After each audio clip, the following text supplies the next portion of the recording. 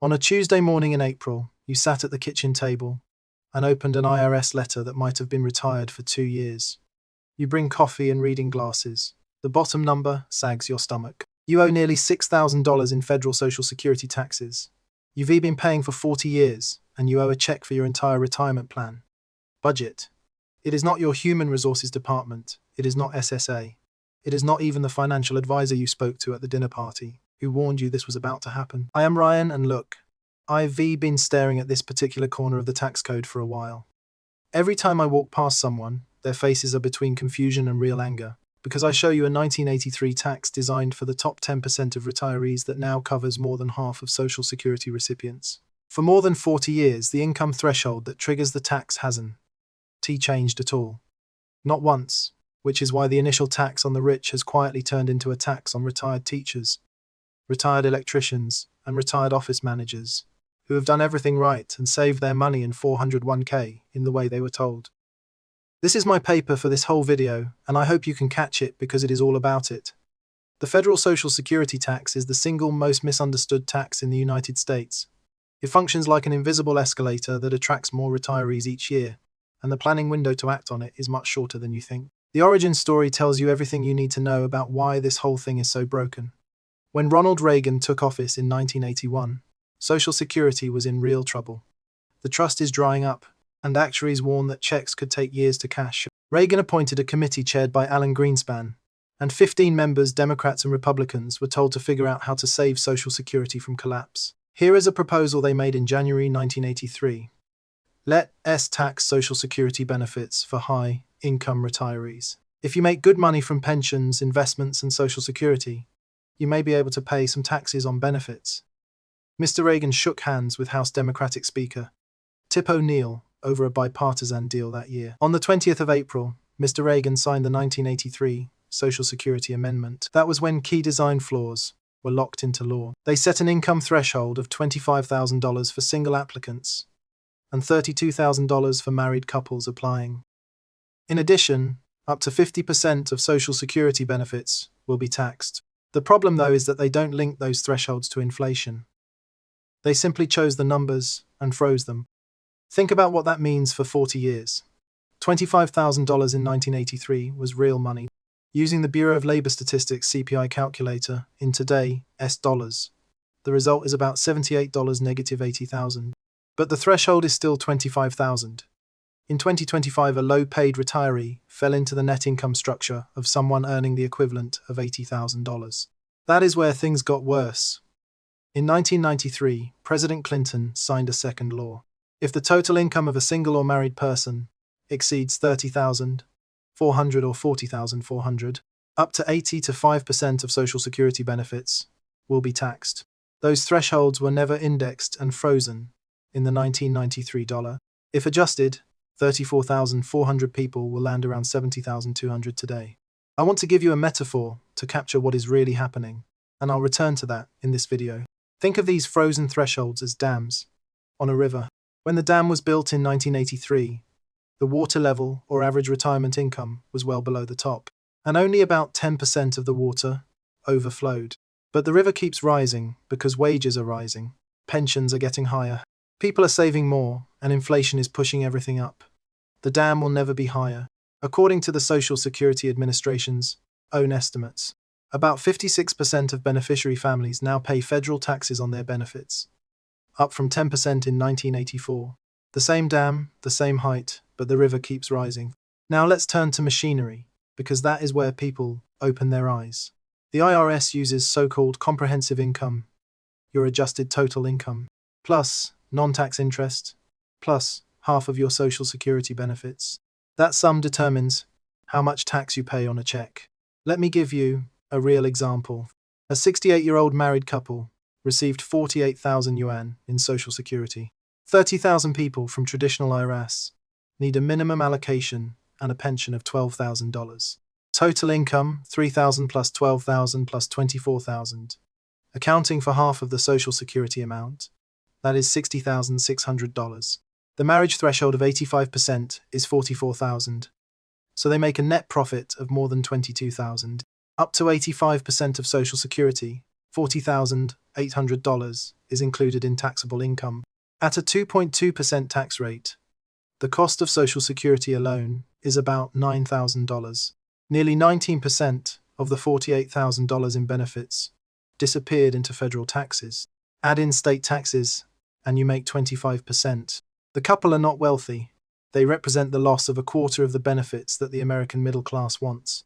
That is where I want to talk about the tax torpedo, because it is so bad that most people don't know it exists. Within the cyclical range of Social Security, from partially taxable to 8 to 5% taxable, every additional dollar of ordinary income results in up to 8 to 5% of Social Security, also taxable. A dollar creates $85 in taxable income. Those in the 2.2% range face an effective marginal interest rate of nearly 41%, while those in the 2.4% range push it up to 46%. Most certified public accountants don't even explain this to their clients. You think a wise Roth conversion may cost you more than you expected, because converting income will also translate more Social Security into taxes. Let me pause. If successful, click the like button. The algorithm hides the retirement tax because it is not flashy, encrypted, or meme stock. The only way videos like this can reach people who need them is to tell the algorithm it is important.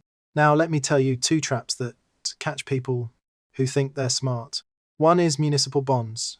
Retirees like them because interest is exempt from federal income tax.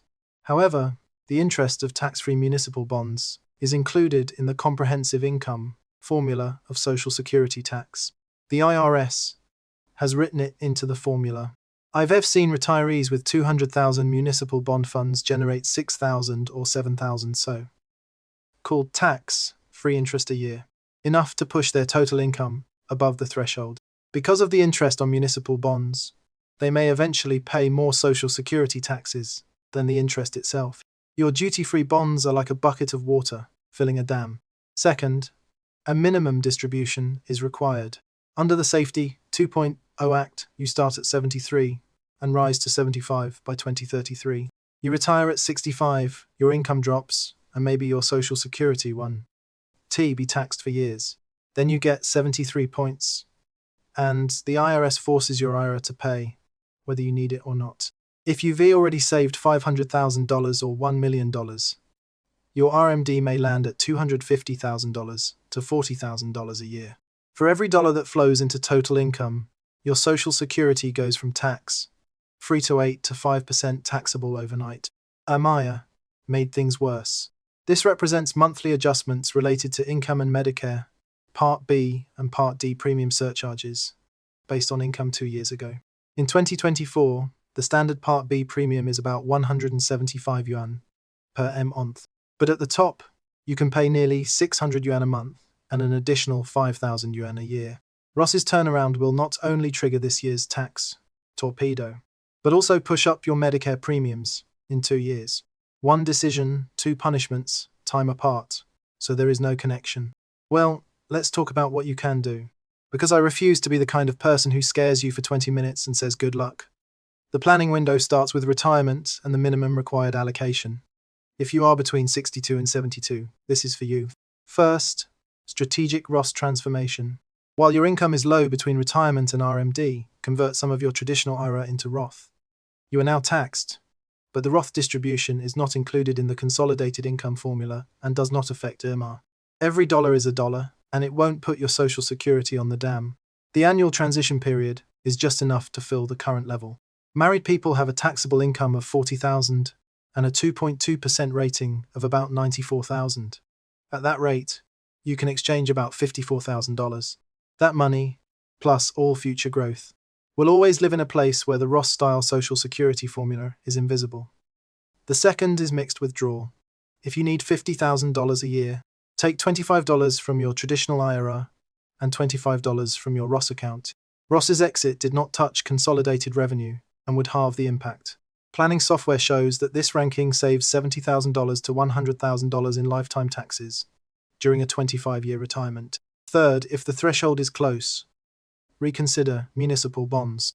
Taxable bonds in the tax preference account may actually produce better after-tax performance. That sounds regressive, but in many common cases, math supports it.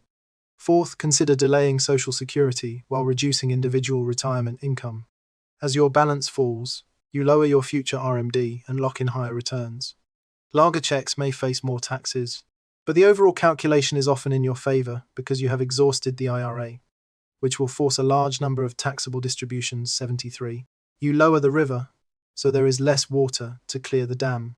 Now that is the troubling part, because politics and retirement planning are an awkward combination. During the 2024 campaign, Donald Trump proposed eliminating the federal Social Security tax.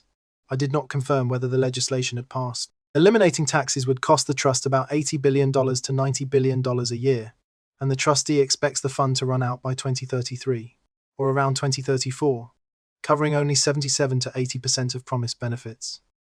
You can T-plan your retirement around a law that might change. Plan around what exists now. If the tax is eliminated, it is treated as a bonus. Don't bet your retirement on Congress. Most states do not collect Social Security taxes, but a few, including Connecticut, Minnesota, and Montana, do. With recent legislation, the list has been shrinking. If you are considering where to live after retirement, check your state's current rules, because the region changes quickly. Let me bring the whole cycle back. You are back at that table, except this time you see a video like this 3 years ago. You did Roth's conversion, managed your withdrawal slip, and restructured your bonds. Now your total income is below or slightly above the threshold, with only 50% of your taxable income, not 85%. The difference is $4,000 or $6,000 a year in your pocket. 20 years later, that is $100,000. It will see your grandchildren and preserve your favorite house and breathing space when you need it most. The dam hasn't moved since 1983, and the river is still rising.